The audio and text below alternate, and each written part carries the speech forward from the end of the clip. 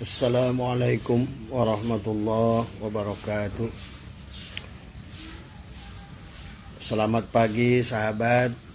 Ya, semoga semuanya sahabat dimanapun senantiasa diberikan kebahagiaan dan senantiasa ada di dalam limpahan karunia Allah Subhanahu wa Ta'ala. Sahabat, pada pagi hari ini Abah Haji ingin mengajak tafakur ya tentang apa yang dikatakan oleh Jalaluddin Rumi. Beliau berkata, jangan lupakan jiwamu ya.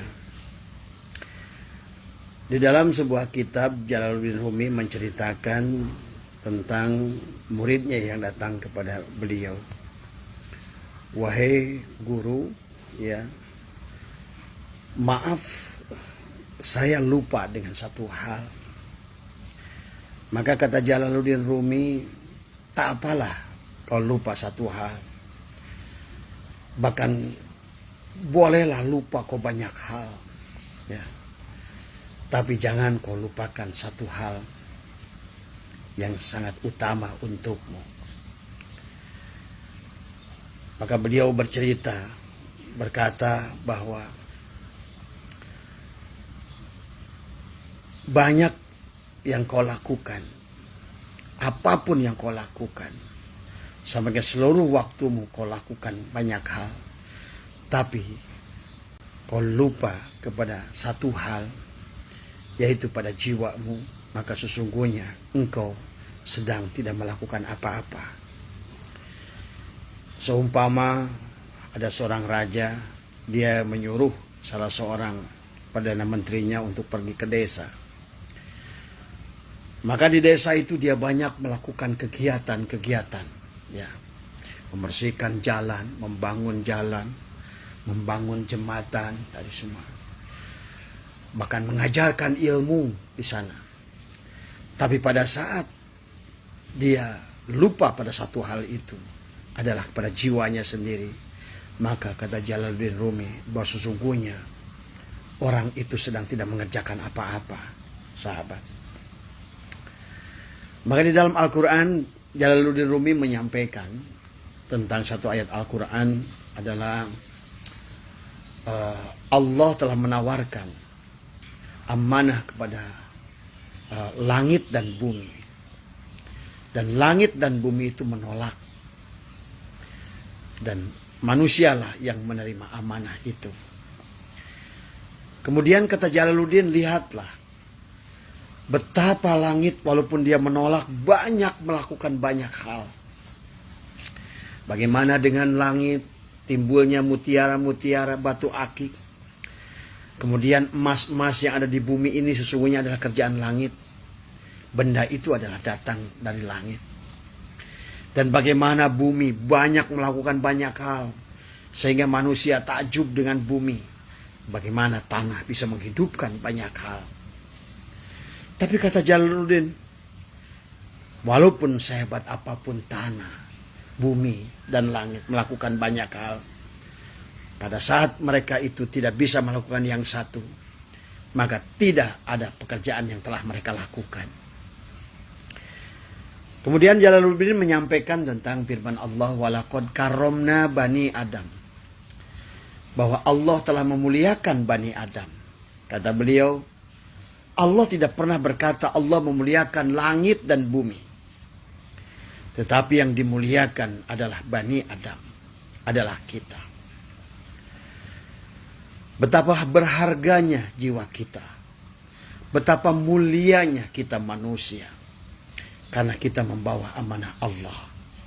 Faidah sawaituhu wa nafahtu fihi min ruhi. Sungguh sangat disayangkan, kata Jalaluddin, manusia melupakan jiwanya.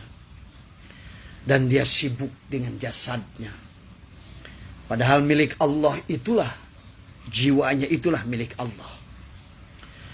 Maka apapun yang dilakukan oleh jasadnya, kata Jalaluddin, sebagaimana tadi adalah salah seorang perdana menteri yang disuruh datang ke desa untuk dia banyak melakukan hal, tapi tidak melakukan apa yang disuruh oleh raja. maka sesungguhnya Perdana Menteri itu tidak melakukan apa-apa.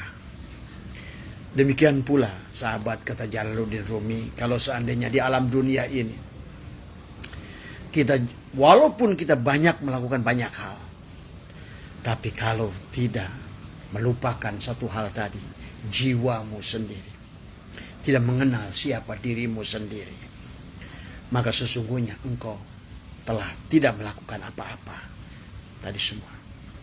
Walaupun kau membangun bukit dari emas, walaupun engkau membuat lembah dari emas, tapi selama engkau tidak mengenal dirimu, sungguh, kata Jalaluddin, engkau sedang tidak mengerjakan apa-apa.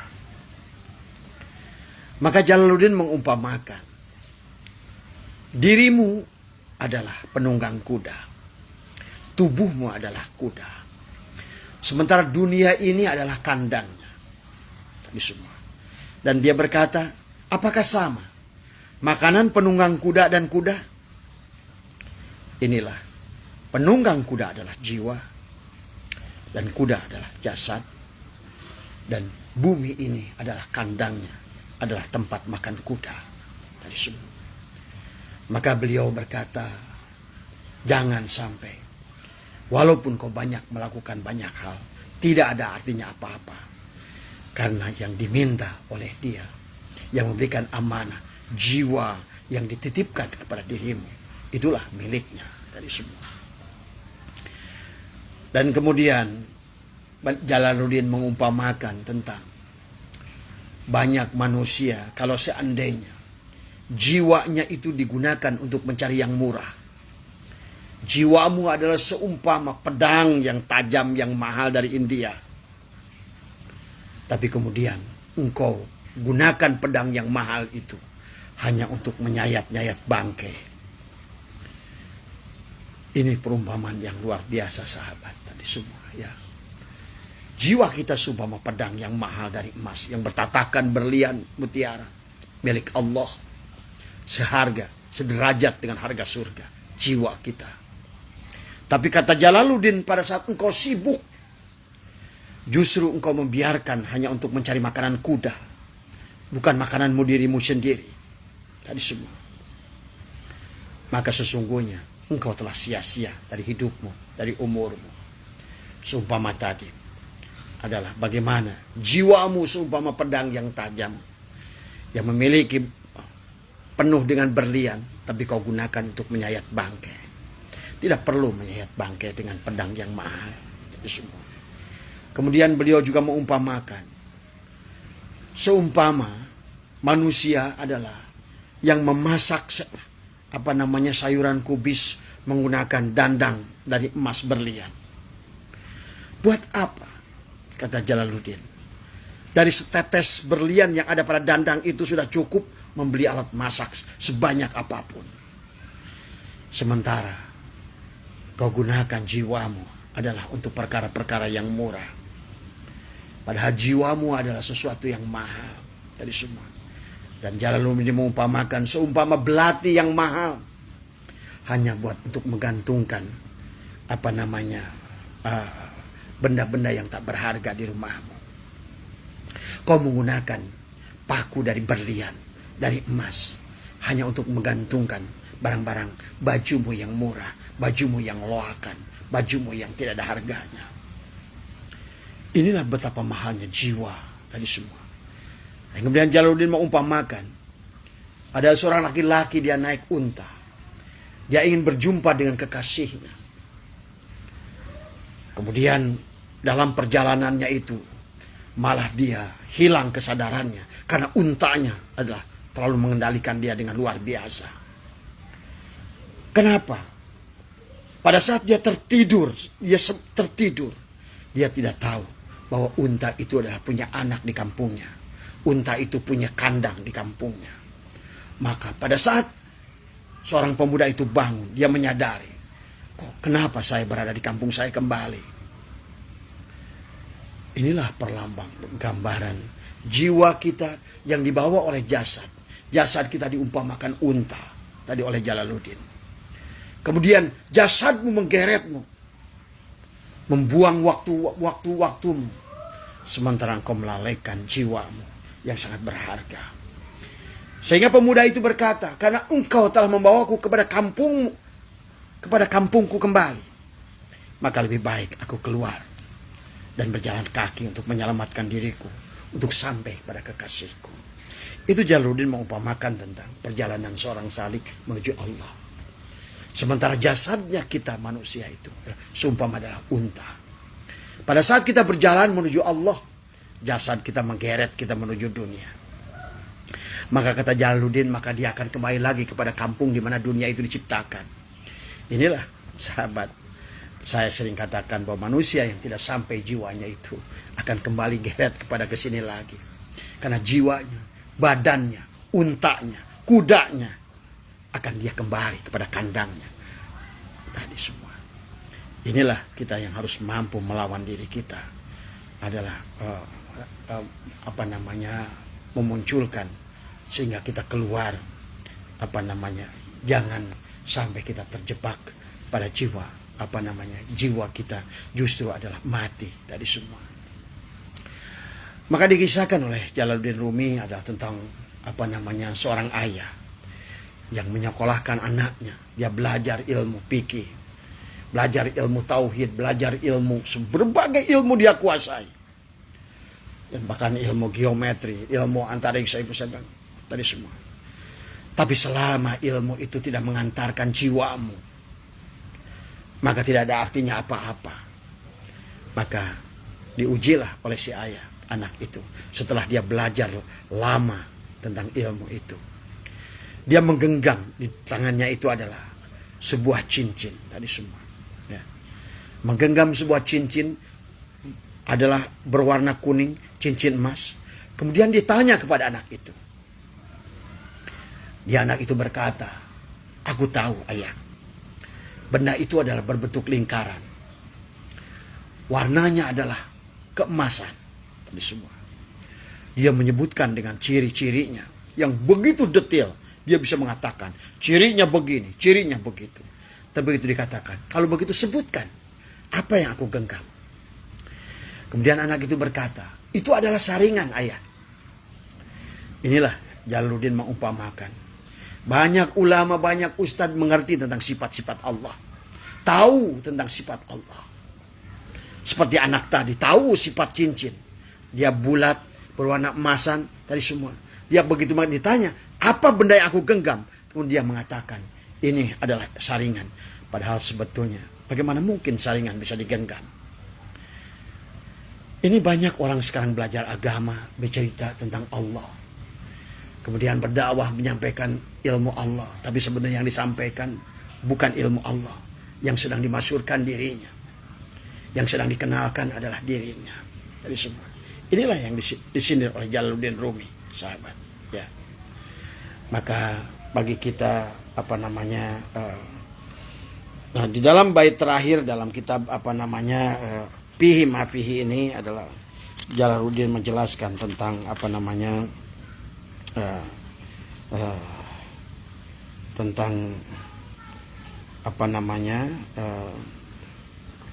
dijelaskan di sini oleh beliau adalah bahwa tentang diri kita tadi semua, bahwa tubuhmu adalah kudamu tadi semua, dan engkau adalah penunggang kuda, dan makanan kuda adalah berbeda dengan makananmu tadi semua. Dan karena kuda selalu berpikir tentang kandang tadi semua, maka dia tidak akan pernah meninggalkan kandangnya. Artinya selama kau tidak mengenal jiwamu, maka ruhmu, jiwamu demi Allah tidak akan mampu dia kembali pada Allah. Karena dia digeret tadi, sebagaimana unta tadi menggeret seorang pemuda. Sehingga pada saat seorang pemuda tadi kehilangan kesadaran, malah dia balik pada kampung asalnya. Nah inilah sahabat, bahwa hati-hati ya, manusia hanya berputar saja tadi. Balik lagi ke sini, balik lagi ke sini. Selama kita jadi manusia jasad. Minha khalaqnakum wa fiha nu'idukum wa minha nukhrijukum taratan ukhra. Jadi jelas apa yang disampaikan oleh Jalaluddin kepada kita, nasihat yang sangat luar biasa. Jangan engkau tergoda dengan kuda. Karena engkau bukan kuda, tapi engkau adalah penumpang kuda tadi semua. Maka penumpang kuda, jadilah penumpang kuda yang cerdas tadi semua. Ya. Engkau bukan unta, tapi engkau adalah penunggang unta. Tapi jangan sampai untamu justru menguasai dirimu, sehingga engkau lupa kepada tujuan tadi. Silakan lupa banyak hal, kata Jalaluddin Rumi, asal jangan satu kau lupa, adalah mengembalikan jiwamu. Jadi itu yang disampaikan oleh Jalaluddin pada kita tadi semua ya. Silakan kau banyak melakukan pekerjaan apapun, tapi jangan lupa kau mengembalikan jiwamu tadi semua. Jadi intinya Allah yang memiliki kita, si pemilik jiwa tadi, menghendaki kita adalah kembali kepadanya.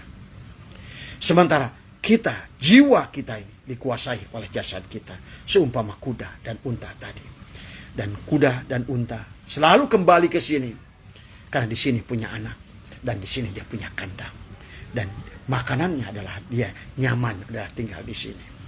Mudah-mudahan dari sedikit dari apa yang saya ambil dari kitab Fihi ma Fihi, adalah kitab Jalaluddin Rumi, adalah sedikit memberikan nasihat kepada diri kita bahwa jangan sampai kita banyak melakukan hal, tapi kita melupakan jiwa kita. Karena tanpa mengenal jiwa kita, itulah tadi, man arafa nafsahu faqad arafa rabbahu. Barang siapa mengenal dirinya, dia akan mengenal Tuhannya. Kenapa? Barang siapa mengenal jiwanya, disitulah wa man jahila nafsahu faqad jahila rabbahu. Barang siapa dia bodoh pada nafsunya, jiwanya, maka dia adalah bodoh pada Tuhannya. Itulah seumpama tadi penunggang kuda, seumpama penunggang kuda yang lupa, malah sibuk mencari makan untuk kuda. Dia lupa memberi makan untuk jiwanya sendiri. Dia lupa bahwa dia ini adalah harus kembali kepada pemilik jiwa. Mudah-mudahan ada manfaatnya, adalah nasihat buat diri. Sekali lagi mohon maaf, tidak untuk menasihati siapapun, adalah untuk kita diri sendiri saja semua. Semoga semuanya diberikan kesehatan, keberkahan, kemudahan, kebaikan ya.